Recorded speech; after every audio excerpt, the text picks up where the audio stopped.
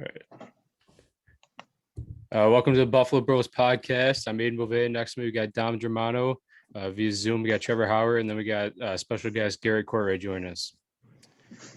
Garrett was former Baltimore Orioles draft pick and Canisius College pitching legend. So, how's it going, Garrett? How's it going, Trevor?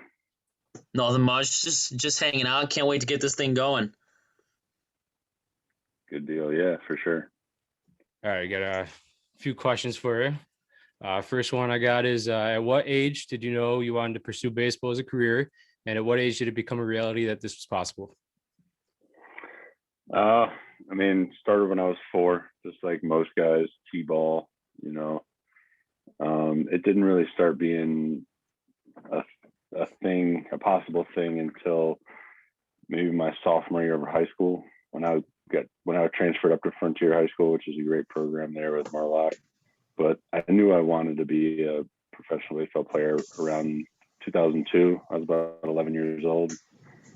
Started telling people that I wanted to do it, and like everyone, they're like, "That's pretty hard to do." Yeah. So be ready to be disappointed. Who was your favorite team growing up? I grew up in Richmond, Virginia, so I was a big Braves fan, and I still am today. I begged my mom to go to AAA Braves games on a weekly basis, doing the chores just so I can get some admission tickets. Where do they play now? Like Gwinnett? I think they play in Gwinnett still, right? Yeah, the minor league team. Yeah. Yep.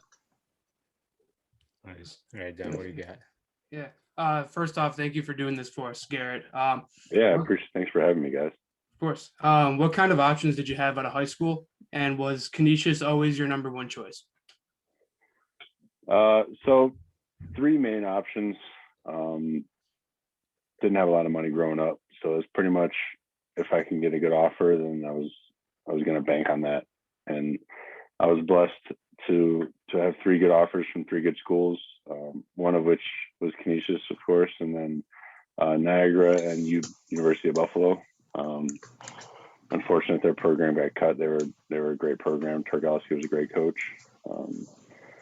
But Canisius is a great program. That's why I've come back to coach, and because the morals and the traditions there are pretty rooted, and that started with Colpoys and continued with the great successes of McRae, and it's going to continue with Missouri. So it's a great program, and yeah, it was definitely one of my number one choices in the local area for sure.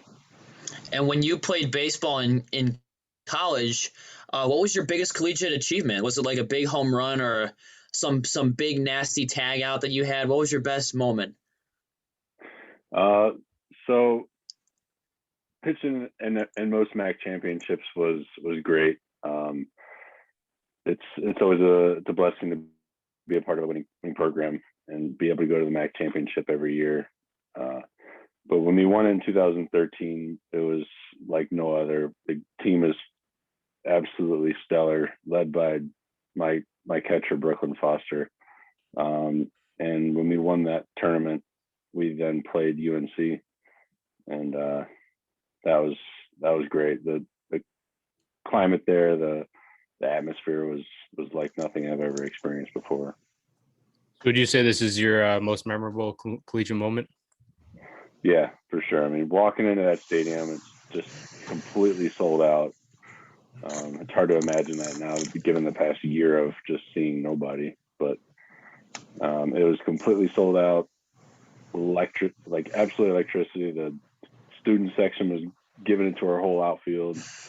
It was a true ACC baseball for sure. Do you get like nervous at all in front of all those fans? So I've been asked that a lot. It's not so much nerves. The good games, and I say this pretty frequently, the good games you always forget. The ones that stick around are the bad ones, and it's because those good games you're not thinking. You're just trusting your stuff and realizing you're there for a reason, and step up to the plate or get out. Gotcha. So you were drafted by Baltimore in the 40th round. How much of a motivation factor did that come in? just not only just being drafted, but I mean 40th round. What was the motivation like? Growing up, I kind of jumped from town to town a little bit. Was always kind of unfortunate with money. Ma worked a bunch of jobs and tried to provide for us. So it was always kind of on the back burner, and no one ever thought of me to be anything. And I was blessed with a ton of great coaches, especially in Virginia, and Morlock at Frontier was kind of gave me this sense of reality and in which I might be able to do something with this. And being in the Northeast, it's pretty common to have teams take a chance on you. And Kirk Frederickson was my scout, and he's great. He took a chance on me, and I told him he wouldn't regret it. And I signed, had them pay for my last year of school pretty much. That was it. And told myself, if I don't get there and compete right away and show them that I could get outs, because I'm not going to flash the 100-mile-an-hour radar gun. I was a crafty kind of sidearm pitcher that lived in the low 90s, and that was it. And I had to get outs, and if I didn't, I'd get released really quickly. So it was kind of shit or get off the pot type thing. And obviously getting drafted in the 40th round, you have to spend some time in the minors. So whether you played in AA or AAA or maybe even Class A, what was the most challenging part about playing in the minors? So I was pretty fortunate to experience every level. It's a grind. I tell you what, it's like every player wants to experience that grind, but I tell you, it's getting that paycheck for $400 every 2 weeks is pretty tough. And then obviously it goes up as you advance through the levels, but the money was difficult. I didn't have much on my side in regards to expenses, but feeding myself was, plus the clubhouse dues, and most of the paycheck went to the club. The teams were fantastic. Every teammate that I ever had was an absolute trip to be around. Every coach, Alan Mills, was probably one of my most memorable coaches I ever had, and he was my pitching coach in pretty much every level except for AAA. But it was great. The biggest challenge is definitely the finances, but you get part-time job in the off season and hopefully stack up some money so you can eat. But it's a great experience, and it's something I'll never forget, and I'll pass on to my little man, and it's definitely something, if you can do it, absolutely, it's an absolute thrill. Right. And when you mean by like part-time job, are you talking like some guys like working like at McDonald's or more like side jobs like landscaping, like stuff like that, or like? Yeah, landscaping is definitely a big one. A lot of my teammates did that just based on the fact that it'll keep you in shape. I've studied wine for a long time, since I was 18. So I kind of hopped around from wine shop to wine shop being the wine salesman. And that was a great part-time gig, and everyone had their little niche of what they were good at. Some guys did overnights at grocery stores. Some guys did landscaping. Some guys did waiting and hostessing and bartending. And so whatever you need to do to kind of get by, just grind it out type thing. In the minor league level, did you play AAA under the Baltimore Orioles organization? Did you play for the Norfolk Tides at all, or the whoever their AAA affiliate was? I think it was either the Tides or the Rochester Red Wings. Yeah, it was the Tides. Yep, I was there. I got called up for a short stint. It was great. We played in Scranton Wilkes-Barre, and looking at the starting lineups for each team was pretty insane. Guys like Rev Schneider and Phil Koch and Sanchez, and we had guys like Mancini, and yep, it was a pretty cool experience for sure. It's awesome. Yeah, it's crazy. Like sometimes you go to we go to Buffalo Bison's games. It's pretty interesting when you see like whether if you're facing against like Wilkes-Barre Scranton, which is the Yankees affiliate. If you see a Yankees player rehabbing an injury and they're in the minor leagues lineup, that's always fun to see. Have you ever like played with like a major star that came down to like to AAA for a game? Yeah. When I first signed in 2013, my first day at camp, I played catch and shot the shit with Eduardo Rodriguez. It was one of the coolest things. And I had to catch a lefty throwing 95, and I'm sitting there. He broke my glove first day. And then our first rounder, Hunter Harvey, who's a fantastic dude, gave me his glove because I didn't have one. I just didn't have anything. I was a broke college kid from Buffalo, New York. You know, I mean, so he gave me his glove that lasted me. I still have it. And but guys like Machado would come down if they were rehabbing in Florida, and Instructs, my roommate, was Dylan Bundy. But yeah, it's definitely an honor to be around those guys. They're true leaders and true masters of their craft, and I learned a lot just by having conversations with them, not necessarily even about baseball, but just about how to live and how to lead and just be role models, you know. Who was your most memorable at bat against? Like who did you have to pitch against? I tell you who was a real pain. Clint Frazier was.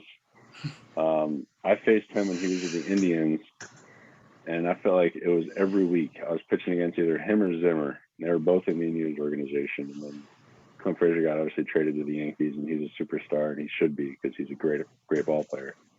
But he was pain. His really quick hands, didn't really fall for the movement down and in.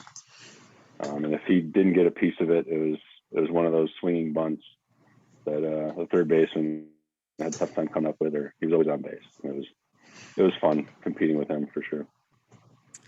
You know, as well as anybody, careers don't last forever. So how did you know it was time to retire?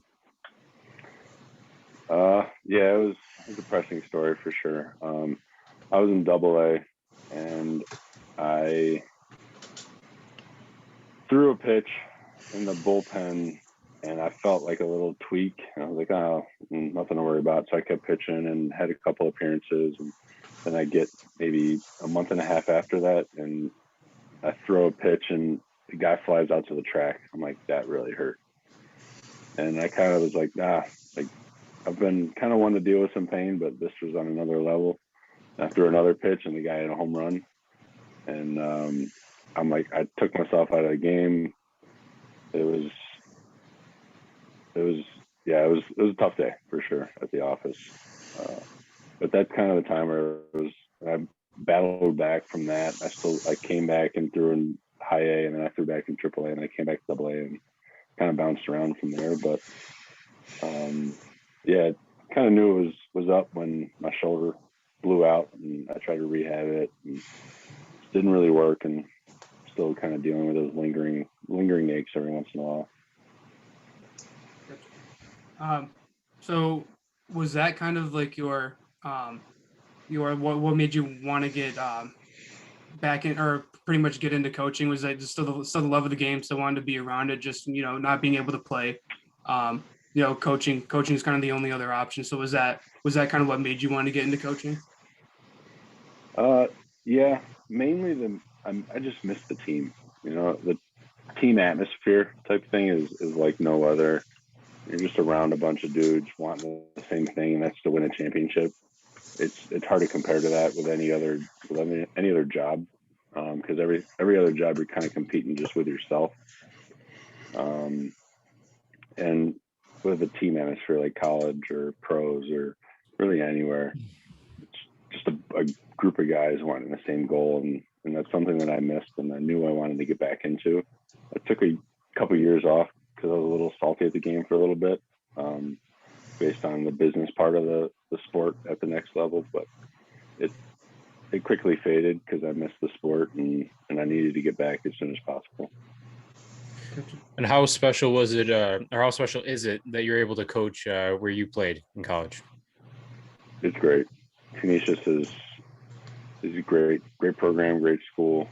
Everywhere from the AD to the bottom level assistant coach, everyone wants the same thing, and that's to win the championship. And we've been blessed as an organization to do that. We've had success in the past under McCray, and we're going to continue to have success under Mazurek. And I'm learning things every single day from Brandon Bialecki, who's the pitching coach there, and Mazurek, who they've been around for years. BB's been there for 3 years. Maz has been there for 14. They have a lot of tricks up their sleeve, and I'm learning some new stuff every day. Awesome. So yeah, tell us about the team this year. How you guys looking? You guys making another run? Yeah, to be expected. We have a deep lineup.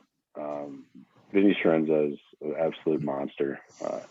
He's a Grand Island kid, went to N-Trip last weekend, hit 500 with 3 home runs, two home runs rather, one of which was an extra inning to win the game. The other one was 7th to win the game. He's a tank, has a lot of pop in his bat. Our staff is solid. We have unfortunate couple injuries. Stud lefty, Giuliano Justin, he tore his ACL doing side jumps in the off season. He would have been a major asset. But we have a great group of guys. Burmaster kind of comes in from the side like I do. So him and I work together all the time to perfect the craft of the sidewinder. All right. I think that's all we got for you. Appreciate you coming on, Garrett. And yeah, thank you. Yeah, no, appreciate it. Appreciate it. Absolute Appreciate pleasure, it, guys. Garrett. Yeah, that stuff's awesome. Thank you very much for coming on. We very much appreciate it. Yeah, absolutely. If you guys need anything, just let me know. I love talking baseball. All right. Sounds good, man. Thank you. All day. Thanks. Cheers.